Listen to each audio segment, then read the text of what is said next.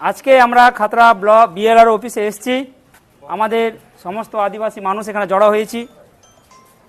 দেখা যাচ্ছে যে আমাদের আদিবাসীদের যে কোনো জমি সংক্রান্ত এখানে সমস্যার সমাধান করতে আসলেই নানা রকম কারণে নানা অজুহাতে বিভিন্ন কাগজের নামে আমাদেরকে আদিবাসীদেরকে হয়রান করা হচ্ছে, হেনস্থা করা হচ্ছে।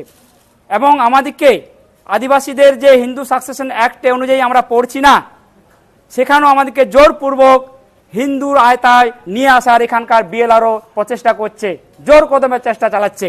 আমরা তার তীব্র প্রতিবাদ করছি।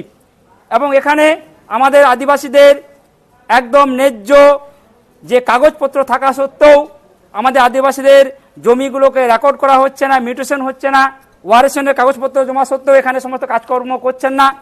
কিন্তু কোন জাদু বলে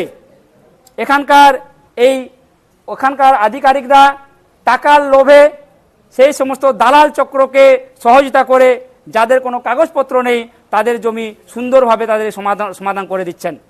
আমরা এর সুরাহা চাইছি যে আদিবাসীদের জমির যে মিউটেশন, আদিবাসীদের যে কাগজপত্র তৈরি সমাধান, সেগুলো সুষ্ঠুভাবে করতে হবে।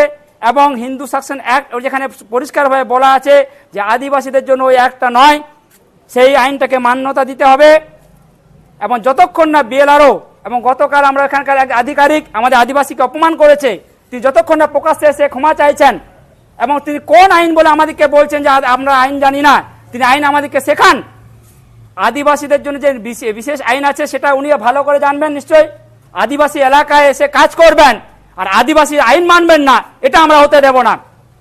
এর প্রতিবাদে আমরা বসে আছি। আমরা এখানে গেটটাকে বন্ধ করে দিয়েছি। আমরা এখানে কোনো রকমের আধিকারিকদের এখন বার হতে দেব না।